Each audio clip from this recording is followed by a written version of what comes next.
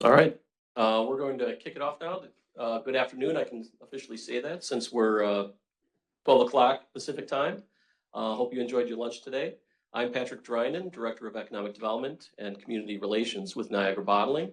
And I'm pleased to moderate this next session entitled Economic Development, Building Long-Term Prosperity Together. We have two of our economic development partners that agreed to share their unique stories with you today.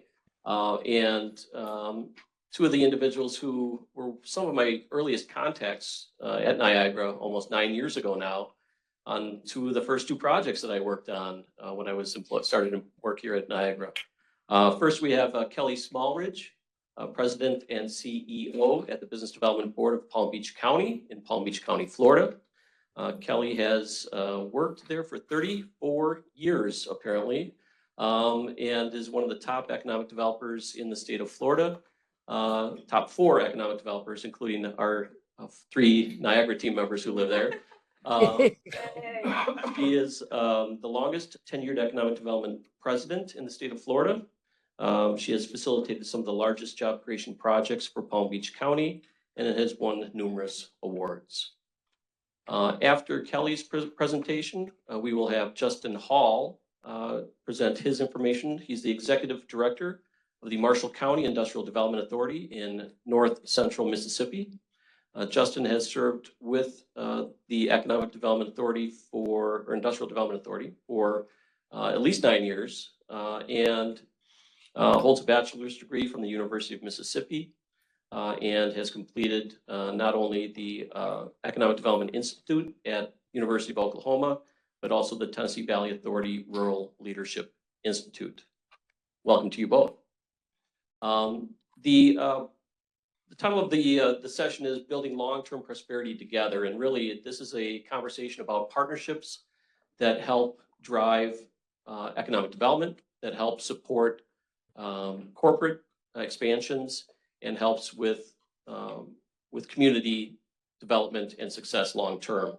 So I asked both Kelly and Justin to talk a little bit about their unique stories, about the partnerships that really drive success in their respective communities, and highlight some of those key partnerships, not only with corporations in the community, but local partners, elected officials, maybe state officials, and other nonprofits and partner organizations locally. And with that, I'm going to turn it over to Kelly, and welcome. Thank you, Patrick, and good afternoon to all of you. It is absolutely a pleasure to tell the story of Palm Beach County. This is a place that I've called home my entire life, and it really is about partnerships. And I think that in order for you to understand the story, it's very important to understand where we were and then where we are today, because it has been the greatest transformation that I've ever seen in the history of my nearly three decades of doing this. So when you thought of Palm Beach County, you thought about this as the place that you go to retire or you go to die.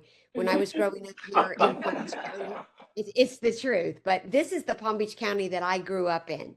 And I remember coming out of college back in the late 80s, early 90s, there really was no place to go and work. And so many people came to vacation here to now the Palm Beach County, fast forward to where we are today, the average age has dropped from somewhere in the 70s to 45. And we are seeing the average age drop more and more and leaning towards a more, what I would call a more unique knowledge, information, and technology-based economy. When I was growing up in the 70s here, these are the major industries that called Palm Beach County home. It was a place for tourism, construction, agriculture, retail, and tourism. Most of the jobs were lower paying jobs. The county really did not have a great economic base, and therefore they created this organization in the late 80s to develop a solid economic development structure for this area. And this is what it looks like today in terms of economic development. It is very robust. It is very sought after. And we have developed in partnership with our cities and counties what you see here on the screen. So about 1.6 million Florida residents are New York natives. Right after COVID, Palm Beach County added over 16,000 people to our workforce. We have the highest average salary in the state of Florida at 78,000. Number one county year over year for our average weekly wage. 41% of the moves to Palm Beach County have come from New York. And the greatest migration of wealth in the United States went from the Northeast to Palm Beach County. One county, our county, absorbed a quarter of all of that wealth. So about $10 billion moved to Palm Beach County, the greatest migration of people and wealth that we've ever seen in the history of this organization. A little bit about how we did it, how we're modeled, what do we look like. This is a very unique economic development board. It's 70% privately funded, 30% publicly funded.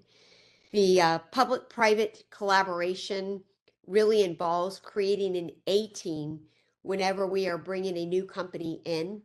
We've created a very transparent and open model in this county whereby we bring in a lot of cities to meet with our clients. So a matter of fact, when we worked with Patrick in Niagara quite some time ago, I believe that the secret sauce was that when Niagara approached Palm Beach County as one of many counties that they were looking at, when they walked into the first meeting in Palm Beach County, every single entity that would ever play a role in helping Niagara get to their grand opening was sitting around the table. So we didn't approach the first meeting with, hey, Niagara, what are you looking for? We knew what Niagara was looking for. We brought in water, city, county, every single permitting entity, and we continue to do that even today. And Patrick, I don't know how long ago, but that was many, many years ago. We believe that at the very top of our A team is the workforce. So I'll talk about educational initiatives, incentives, educating our mayors and how we do that, our 80 public speeches a year, and marketing really to the external world. Everybody's on our A team. You can see cities, counties, educational institutions. And when they walk in, our A team services includes the buckets that you see here on the list. And I'll allow you just to take a quick look at that. So site selection assistance, our housing, vendors and suppliers. How do we get a permit? We beat our competition because we have an expedited permitting process. What incentives? How do we collaborate with schools? Is our market intelligence and data top notch? How do we bring the utility in?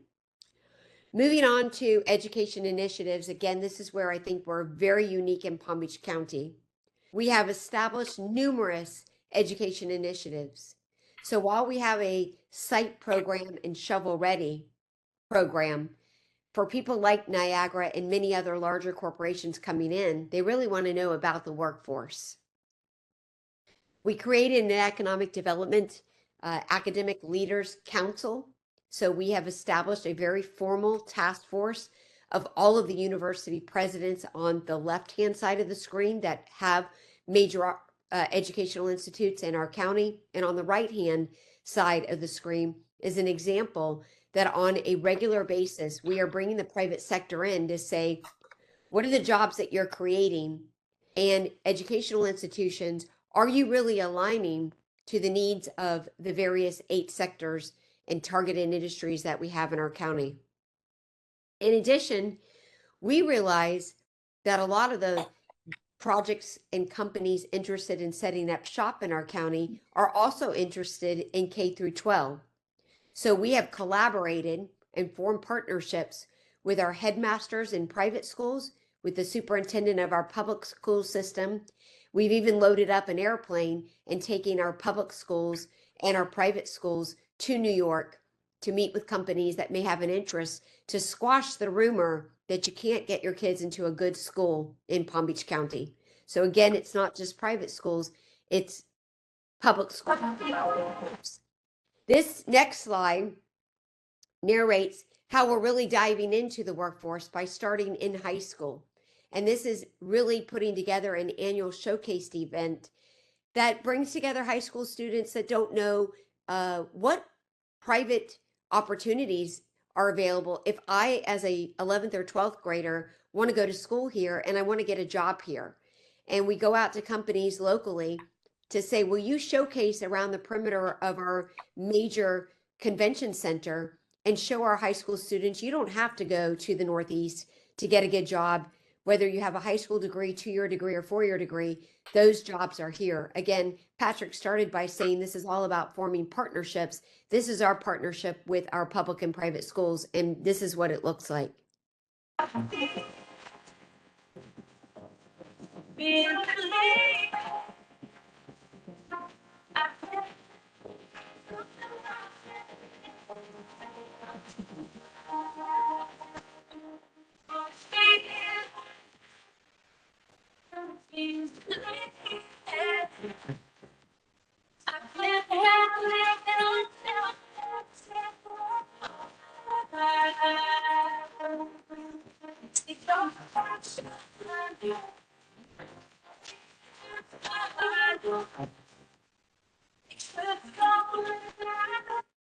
So that gives you a look at how strong our partnerships are. We believe education is the currency for good economic development.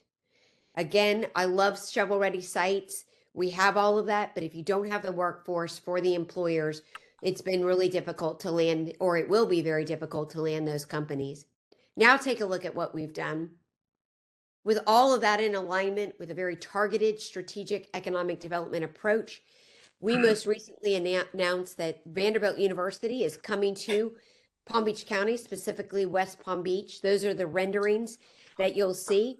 And again, this is to create and take us to the next level. When we look at future industries, this is to take us to where we want to go with data analytics, cybersecurity, quantum computing, and they will set up shop in Palm Beach County in 2027. We landed this in 2024. We're spending 2025 really socializing this narrative, and it has been a big attraction for major corporations that want to come into this area. Incentives are also important, as you all know. City, county, and state streamlining those incentives. Our secret sauce is we never send some company out on the road to go and navigate city, county, and state process. We do all of that internal to our organization. We created one application partnering with our government leaders, one application that we send out to all of our government entities to determine what incentives are available. And we put that full package together, company, in less than 30 days. We partner with our mayors and council members. We have an Economic Development 101. I mentioned that I participate in about 80 public speeches a year. That's our goal. And I've been out educating our 39 mayors and elected officials from 39 cities about great economic development and how it really works and what you need to do to put together a great economic development strategy. We also created a mayor's roundtable, again, to enhance that partnership. So about 1 o'clock today, I called a mayor and said, hey, can you be here at 8 o'clock in the morning? And it wasn't a situation where the mayor was thinking, well, who are you and what do you need? It was like, of course, I'll be there at 8 o'clock. I'll change my schedule. I'll be there to help you pitch my particular city. We send out communications regularly in the form of newsletters to our mayors. We have 35 economic development events a year to tell the story of what we're doing, and we invite all of our cities as well as our county. We participate and lead ribbon cuttings like what you see here on the screen and promote all of that on social media. Our economic development stakeholders is also a secret sauce in terms of partnerships, meaning that on a quarterly basis, we bring everyone that we think would be a part of the A team. We sort of learned this when we worked with Niagara, that it's better to educate these people on the front end and in advance. So if you get the great opportunity like a Niagara project, you're able to bring those people together in short order.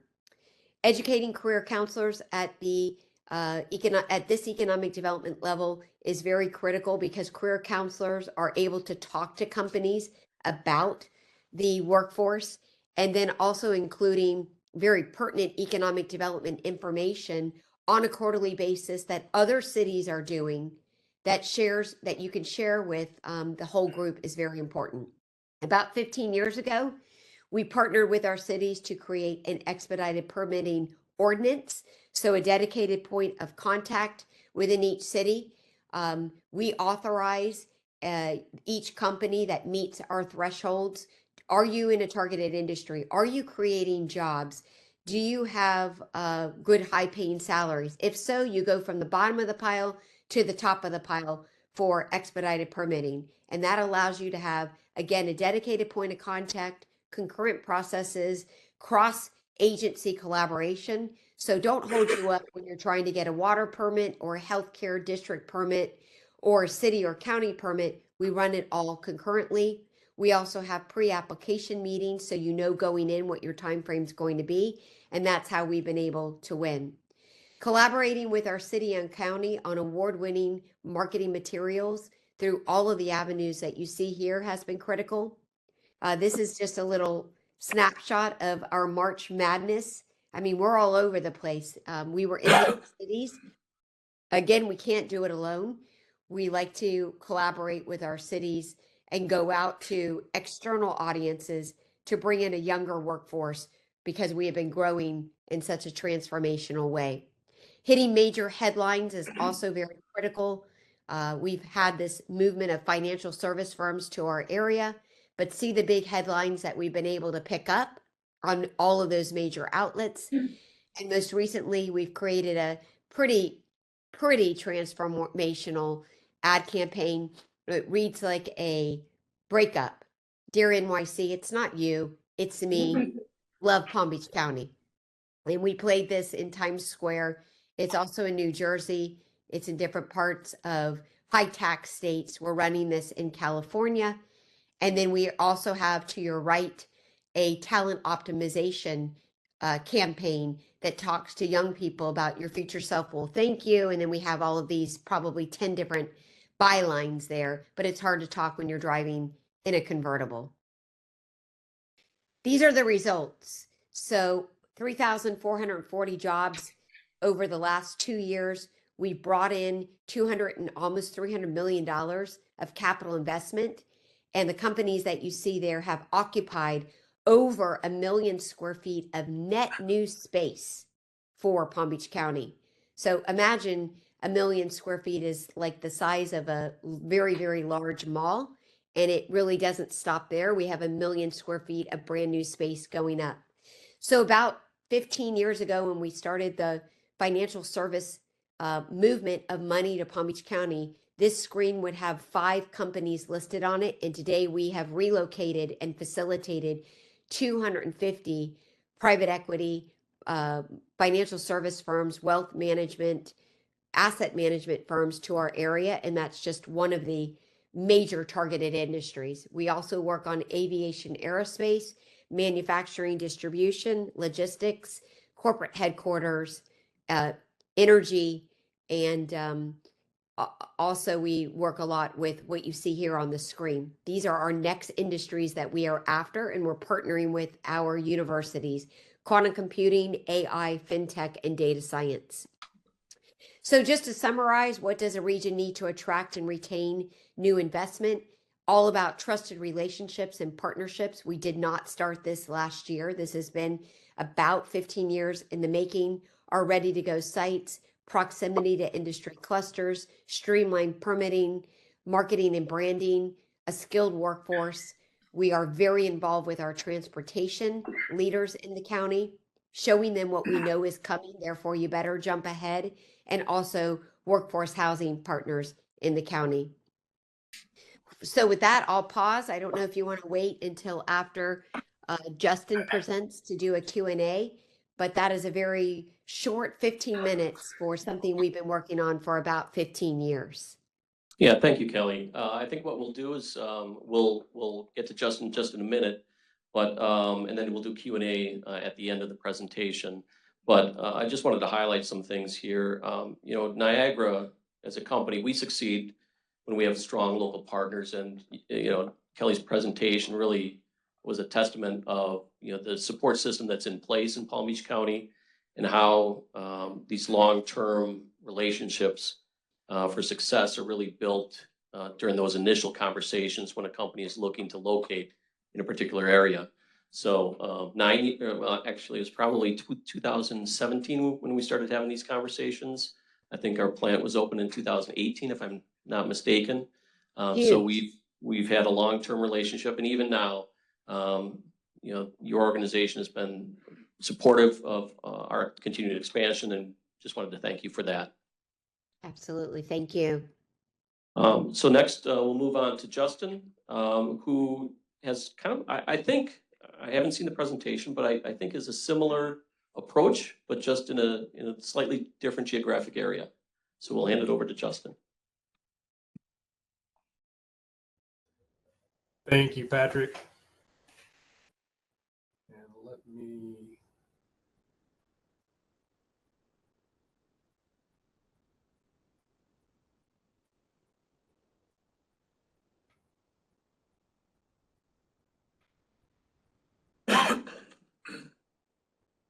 Okay, can you see that? Yes, you did. Are we good, Patrick? Can you see my screen? Yes. Okay, you see a map. I can't see it. You got a map? Yes. Okay, sorry. All right, good. Okay, well, we really appreciate you inviting us to be a part of this, and we are. We've got some great things going. Tell you a little bit about the background of Marshall County. So, we are a small rural county, North Mississippi. You can see our location and proximity to the Memphis market, but predominantly a lot of agricultural ground, a lot of rural ground, and we have a large portion of our county is actually part of the Holly Springs National Forest. It covers about 9 acres. So as you know, that's National Forest ground. Great places to bring a family, camp, hike, a lot of lakes, a lot of attractions for our outdoor enthusiasts. But 35,000 people. We actually have 3 municipalities within the community. So we do work. We don't work with 31 communities or municipalities like Kelly, but we have 3 mayors and board of aldermen that we work with. We are my organization is a quasi unit of county government. So we predominantly publicly funded, but we do work closely with our private developers, and we it's been quite a partnership there. As I tell the story, you'll kind of get a little more idea of how we do that. We are being in a close proximity with Memphis. Sometimes that is a double-edged sword for us. A lot of attractions. Historically, a lot of jobs in our community. People have lived here, raised families in Marshall County, but on the north end, they're pretty close to drive into jobs, whether white collar, blue collar jobs in the manufacturing setting or the business world. But then also on the southern end of the county, we're not far from the Tupelo, Mississippi MSA. So that's one of the larger MSAs in North Mississippi. We, my organization, a little bit about it, we are the Industrial Development Authority. So we were created with some legislation back in 1984. And the goal was to start balancing industrial with agricultural. So we saw there was, we did have a niche group of manufacturers in the area, but we did not have a lot of diversity with those manufacturing. Not a lot of warehouse distribution, which has been Memphis is a major hub, distribution capital of the world. So the Industrial Development Authority was formed to target specifically industry in the manufacturing and distribution sector. I have a 13-member board that is made up of a very diverse group of leaders throughout the community and the county. We have, over the years, educators, business owners, local bank representatives, you name it, got a great group. They are brought in on terms, but we do have 3 of our current board members are charter members. So they've been serving on this board for 41 years. We set out in 2000 to really embark and plant a flag. Our group, we had a group of visionaries. We had a retired engineer that had moved back to the community, and he really invested his time and energy on finding a premier site to create job opportunities for the community, create capital investment. And so I'll give them credit. They started out on a mission, and 4 or 5 years of doing intensive studies, field work, site work. They came back with what is now known as the Chickasaw Trail Industrial Park in 2005. If you notice the star there, they identified roughly 2,600 acres of privately controlled property. We formed partnerships with those private landowners. We did not have the funds or the means to go out and purchase a large industrial setting, but we knew we did have smaller sites throughout the communities, these 40 and 60 acre sites that we had available, but we saw the need for a large planned development. That led to numerous studies, significant investment. But once we identified the site, and I'm going to share a little, this is some time lapse maps. So this is 2013. And if you notice everything outlined in the green border, that is what was currently at the time zoned industrial. That is pretty much the original 2,600 acre industrial park. At the time, we invested heavily in infrastructure, water, sewer, gas. We did not have any public infrastructure in the park. This organization that the Industrial Development Authority actually invested in a wastewater treatment plant of industrial capacities. We had a rural water association. So this is a very unique and extremely unique when we start talking about the Niagara story, because our rural water association actually embraced the industrial growth, and they're really an anomaly throughout our region, because rural water associations are usually serving it to rural residential customers. Here, they have embraced and grown that system as needed, and we keep extending and growing capacity to serve our growing industrial base. Gas, the nearest gas pipeline was about 10 miles away. We had that ran, and then we have great partners with the Tennessee Valley Authority. Can't say enough about their efforts. They have an economic development team that helps not only recruit, but identify needs for improved infrastructure. So what you see here is a rural landscape. We identified it. A mission was laid out, a plan was laid out, and things began to move forward and gain a little momentum. If you see here on this map, there's an outline of a footprint. So when our board laid this out, little did we know that I-269, there was a thought that I-269 would eventually loop around somewhere east of Memphis. It was due to be a little west of the site, but long story short, through partnerships with the Mississippi Department of Transportation, we encouraged the location of the new I-269, which will essentially connect Canada to Mexico, and there's various phases throughout the United States are already completed. So I-269 was set up, and it's become a major thoroughfare and really a game changer. And then another important factor right across the state line, that dotted line is actually the state line, is the Norfolk Southern Intermodal Facility. So the Crescent Corridor, all of Norfolk Southern Railroad's intermodal containers, that is their westernmost stopping point. So there's 5 major rail lines that converge in Memphis, and our neighboring communities in Tennessee did not want any additional truck traffic on their Tennessee highways. So the only access point into and out of that facility is into our industrial park. So that's been another huge asset there to help get things moving.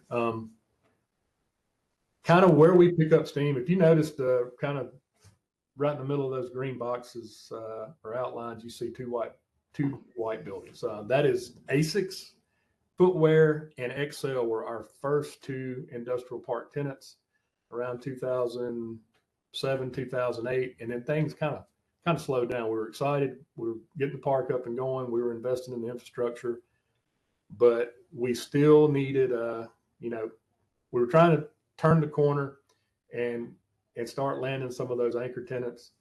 We did have 2013, 2014 was kind of a game changer.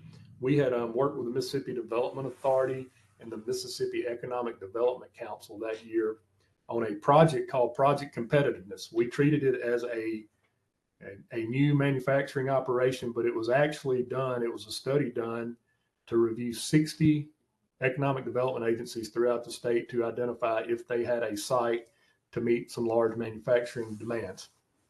We actually got great feedback. Deloitte handled that site selection process. And again, we worked with our utilities just like it was a live project.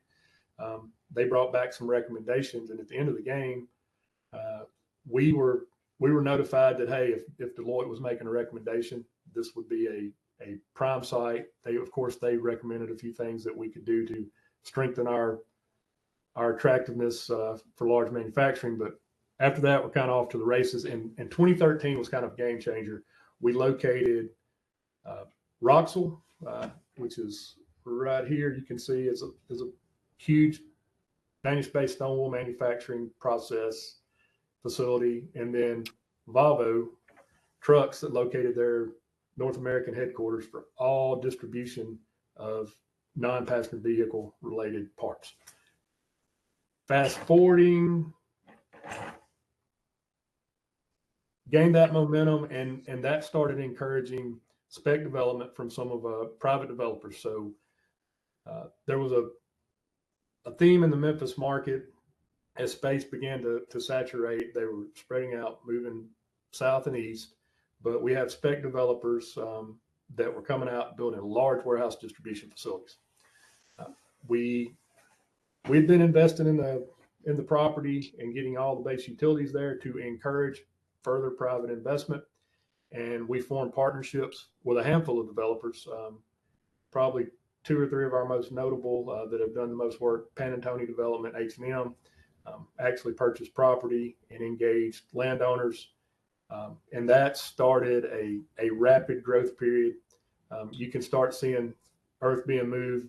It seemed like we got on a roll. And if we ever started moving dirt within 3 months of a pad being prepared, we had either a bird in hand tenant or either a purchase or a lease, which kind of led us to this is 2015. If you see here, Volvo's operational post is here, and prime example of what we're seeing now. There was a pad ready site. Niagara came in and was looking in the Memphis market. We had a site available that could move fairly quickly. They had started doing some concrete work, ended up needing to do some retrofits, but we started this process, and as momentum gained, we had numerous developers building these spec pads, and it seemed like as soon as we'd start construction, we would end up with a household name, either on the warehouse or distribution side of things. Or what's very interesting is now in today's market, a lot of these spec buildings are going for manufacturing facilities. Again, this is another time lapse. 2016, you can start, things are starting to spread out. What we ran into somewhere around that 2015, 2016 time frame is we found, okay, we've got a story. We're starting to create a lot of jobs in the community. We're working with our partners, TVA, MDA, Appalachian Regional Commission. A lot of our infrastructure was driven by bird in hand projects, but all of a sudden we saw the need to continue to increase and grow water capacity, wastewater capacity, and really raising awareness with our partners, getting support from the Board of Supervisors. Again, this is not located in the municipal limits, so all incentives, all public funding or public related matters goes through that Marshall County Board of Supervisors, developing that relationship and getting their support. And of course, with these projects also comes the increase in jobs to the community, also an increase in the tax revenue. So once you start building that story, building that momentum, that support comes and everyone's begins to align and move forward together. We talk about the speed to market, but what we have really shined in is expediting permits, making sure that we are a one-stop shop. When you come in, there's many organizations that we work with that are going to be a part of the process. But when you come in for that first meeting, we're going to be the first point of contact. We're going to have the right people in the room, whether it's the utilities, various funding agencies, state development authority, and then it's going to be service after the sale. We have found that our number one partners in this endeavor are our existing business that can share our story and say, hey, they're not just telling you this. They put their money where their mouth is, and we're going to be here. At the end of the day, at the beginning of the project, we're here to walk you through everything. We want to see a smooth transition. And I always say sometimes on these new locates, the hardest part of the project is the handoff from the original team to the transition team. So fast forwarding, things really took off 2018. Niagara was officially up and running, and then some incredible things happened. We had an Amazon, Kellogg's, Corel, and Cooper Tire facility all announced that next year. Huge investment in the community, but again, something that we were really, I never will forget, one of our president of our board of supervisors at the time, Mr. Charles Terry, said, our goal here is to provide a job for everybody in Marshall County that wants a job.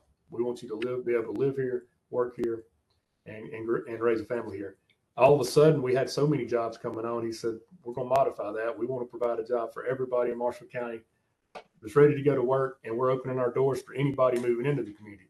So you can see this map is 2019, and then just fast forwarding. With that, we've continued to expand. And here is a list of our current tenants. Most of these facilities are all, 500 plus 1,000 square foot facilities, up to 1.5 million. So you'll recognize a lot of those names. But one thing that, as we invested in the workforce and trying to immediately fill the needs for the growing demand on the workforce, is what we found out was, it used to be when I came through the ranks, economic development was all about location, location, location. We started seeing a change. Once you have the infrastructure, you got a great location, everything's in place, you got those pad ready sites, it becomes then about the people. You've got to have the right people filling those jobs to stay competitive, to stay attractive. We're pulling from a large population in that Memphis market, but we wanted to prepare our local residents and surrounding communities. So we did invest heavily with our community college. We do have a state-of-the-art workforce facility located right in the heart of the park. With that comes growing demands on fire and safety. So we actually have a new fire department and emergency management facility going in the park as well. We're working with our community college. They've got great resources. Northwest is a leader. Anything from robotics training to, electrical training, welding, maintenance, we've got it. Also reaching into our public school system and working with our private schools on career technical education. We've got job opportunities for all skill levels, whether you're ready to go to work the day you graduate, or if you're going to get that 4 or 6 year degree, we got professional jobs right back here at home. And then kind of what we do on a day-to-day basis. So you notice I mentioned everything growing. What we did find out 2017, 2018. So we're working with a lot of private landowners, private developers, which great partnership, but we really wanted to control our destiny. So we said, hey, what if we take it to the next level, go out and find a large site that can handle one of these mega projects, a certified mega site.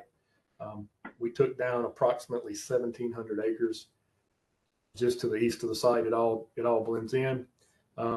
And we planted a flag. We had options on the property. As land values increased, we went on and took down the first phase of the first 650 acres. But currently, or at the time, about 15 months ago, we purchased this 1,700 acres. We purchased it, and shortly after, we had worked some very large automotive-related manufacturing facility projects. But shortly after we purchased that, we announced the largest payroll commitment in Mississippi history.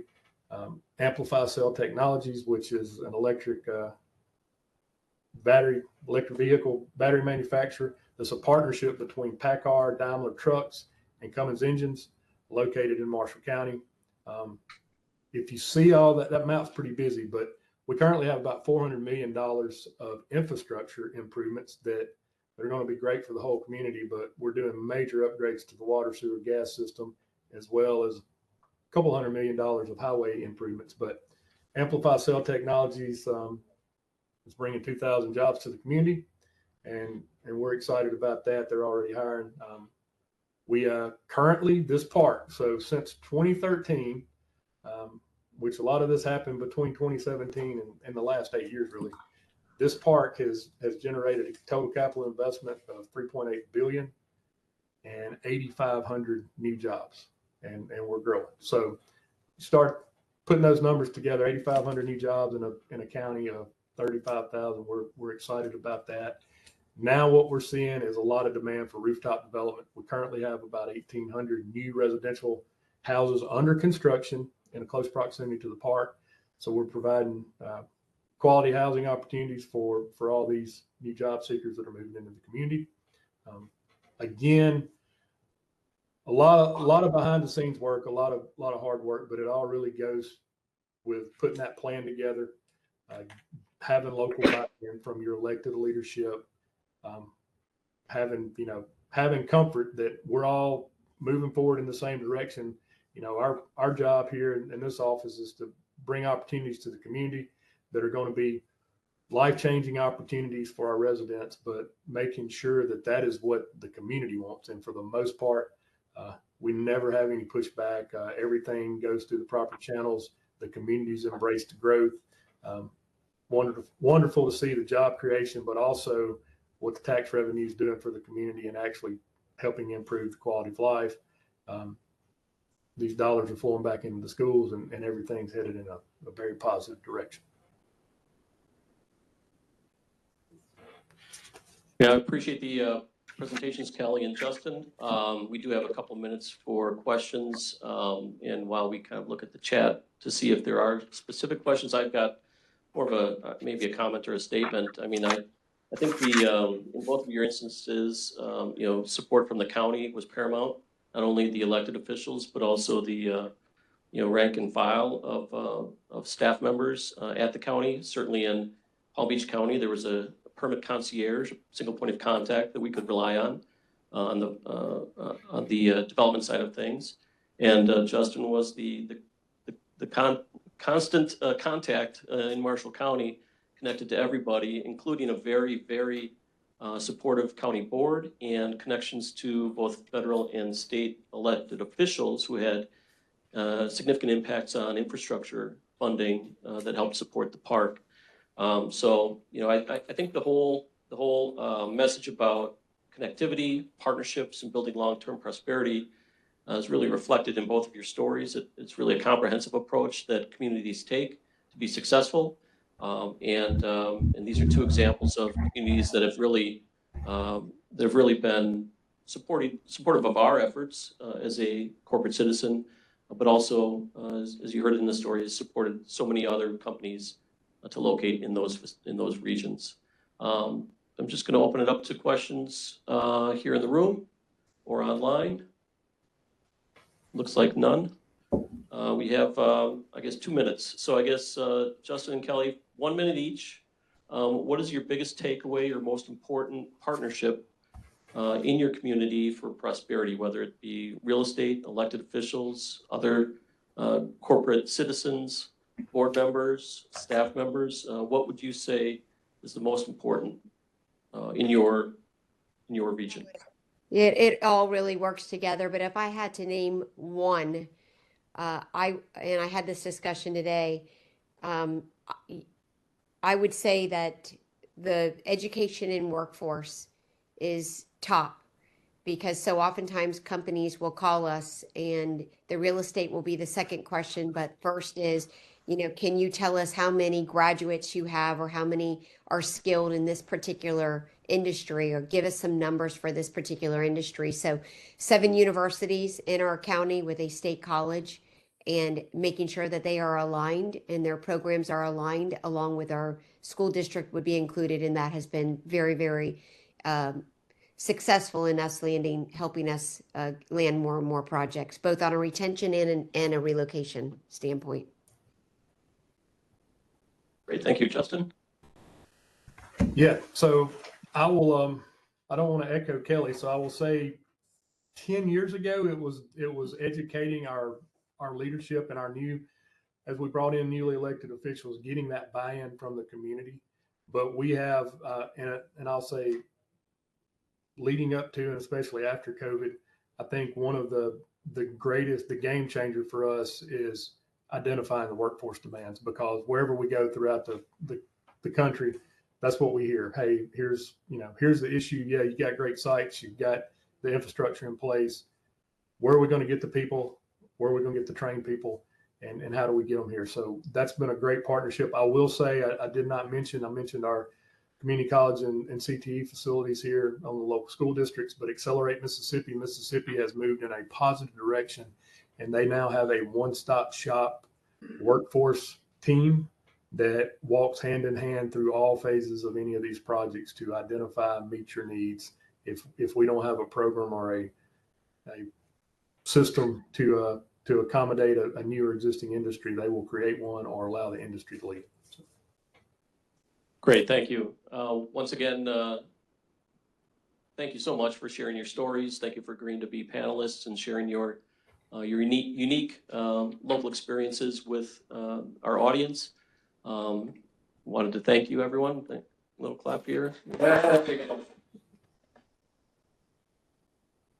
And in order to stay on track, we're going to take a short break, but our next panel will start at the top of the hour, and it's entitled How We Move, Transportation and Infrastructure. Thank you all. Thank you.